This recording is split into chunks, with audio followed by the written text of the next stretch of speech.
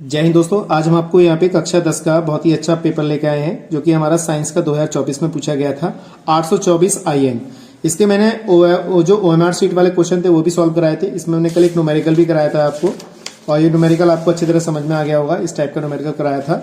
लेकिन अब हमारे पास जो है हम वो करा रहे हैं आपको जो केमिस्ट्री से संबंधित है। केमिस्ट्री से संबंधित प्रश्न बहुत ही अच्छा है। यहाँ पर क्या होता है जब, देखिए ये वाले प्रश्न करा रहा हूं मैं, क्या होता है जबकि केवल संतुलित रासायनिक समीकरण लिखी है।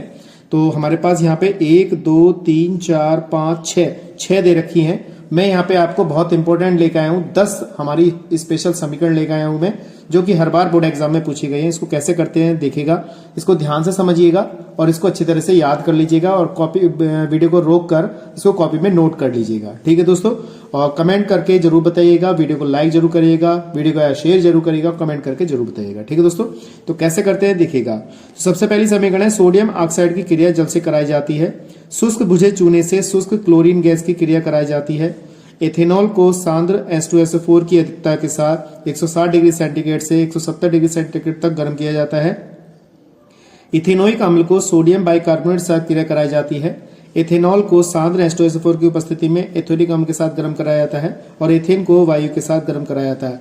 तो ये हम क्वेश्चन यहाँ पे करा रहे हैं। ये हमारी समीकरण है, क्या होता है जब। तो वीडियो पे बने रहिएगा, कैसे करते हैं देखिएगा।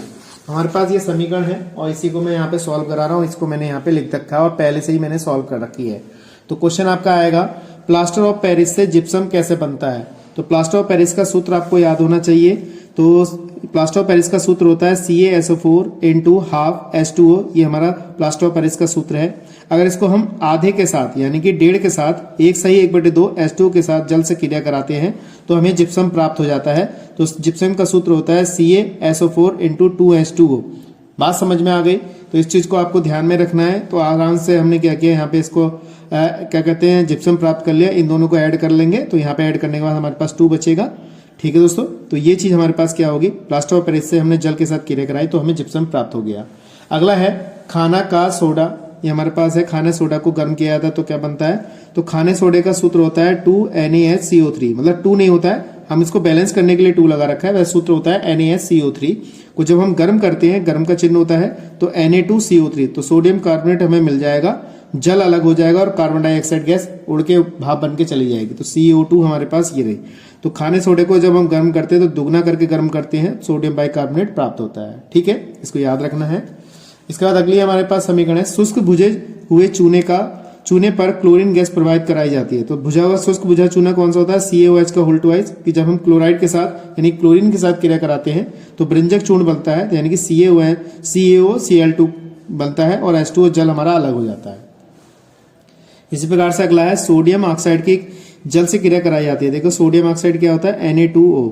जब हम इसकी जल से क्रिया कराते हैं, H2O के साथ क्रिया कराते हैं तो सोडियम हाइड्रोक्साइड बनता है, यानी कि 2NaOH बनता है। और सारी समीकरण जो है बहुत इंपॉर्टेंट है, पेपर में पूछी गई है। एथिल अल्कोहल या एथेनॉल को सांद्र H2SO4 के साथ गर्म करते हैं 160 से 170 डिग्री सेंटीग्रेड पर, तो हमें क्या मिलता है, तो एथिलीन बनती है। तो हमने क्या किया, एथिल अल्कोहल की क्रिया कराई, C2H5OH को सांद्र H2SO4 के साथ 160 डिग्री सेल्सियस से 170 डिग्री सेल्सियस तक गर्म कराने पर हमें एथिलीन प्राप्त हुई। तो C2H4 प्राप्त हुआ और H2O जल हमारा अलग निकल गया। इसके बाद अगला है, एथेनोइक अम्ल को सोडियम बाइकार्बोनेट से क्रिया कराई जाती है तो क्या मिलता है, हमें सोडियम एसीटेट प्राप्त होता है। तो एथेनोइक अम्ल हमारा है CH3COOH कि हम सोडियम बाइकार्बोनेट से क्रिया कराएंगे, NaHCO3 से क्रिया कराएंगे। जब इनकी इससे क्रिया कराते हैं तो ये वाला, ये जो Na है ये अलग यहाँ पे लग जाता है, यानी कि इसकी जगह पे लग जाएगा CH3COONA, यहाँ पे आ गया और कार्बन डाइऑक्साइड अलग निकल गया और जल हमारा अलग निकल गया, जल हमारा अलग निकल गया। ठीक है दोस्तों, अगली समीकरण है, एथेनॉल को सांद्र H2SO4 की उपस्थिति में एथेनोइक अम्ल के साथ गर्म किया जाता है। तो एसिटिक अम्ल को हमने एथिल अम्ल के साथ गर्म किया H2SO4 की उपस्थिति में। तो CH3COOH प्लस C2H5OH को हम गर्म कर रहे हैं H2SO4 की उपस्थिति में। तो CH3COO C2H5 हमें मिलेगा, यानी कि एथिल एसीटेट मिलेगा और यहाँ पे हमें जल अलग निकल जाएगा। अगला है, एथेन को वायु में जलाया जाता है। तो C2H6 यानी कि एथेन को वायु की उपस्थिति या ऑक्सीजन की उपस्थिति में जलाया जाता है तो हमें कार्बन डाइऑक्साइड गैस मिलती है और जल निकलता है। तो यहाँ पे दुगना होगा, यहाँ पे 7 दूनी 14, तो हमारे पास देखिए 4 दूनी 8 8 और 6 कितने हो गए 14। तो इस टाइप से सबसे पहले हम क्या करते हैं, ऑक्सीजन को बैलेंस करते हैं, फिर हाइड्रोजन को, फिर अन्य तत्व को बैलेंस करके समीकरण को पूरा कर सकते हैं। इसके बाद है एथिलीन की क्रिया ओजोन से कराई जाती है। तो एथिलीन हमारे पास होता है CH2, ठीक है दोस्तों, CH2, यहाँ पे डबल बॉन्ड आएगा, CH2 डबल बॉन्ड CH2 इस टाइप से लेगा। और यहाँ पे हम जब ओजोन से क्रिया कराएंगे तो 2 भागों में टूट जाएगा CH2, तो OO CH2O। जब हम इसकी क्रिया कराएंगे 2H और Zn प्लस H2 की उपस्थिति में, तो एथिल ओजोनाइड तो मिल गया। जब इसको हम दोबारा गर्म करेंगे तो फॉर्मल्डिहाइड में मिलेगा 2HCHO प्लस का H2 अलग हो जाएगा। सवाल हमारे पास समीकरण दे रखी है, लास्ट समीकरण है एथिल एसीटेट की क्रिया सोडियम हाइड्रोक्साइड के साथ कराते हैं।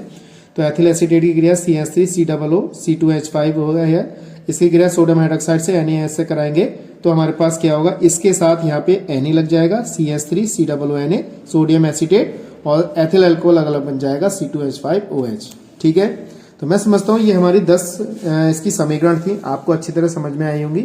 ऐसे ही समीकरण जो है क्या होता है जब में जरूर पूछी जाती है। ठीक है दोस्तों, तो आज के लिए इतना ही, नेक्स्ट वीडियो मिलते हैं ऐसे इंटरेस्टिंग टॉपिक के साथ। जय हिंद, जय भारत।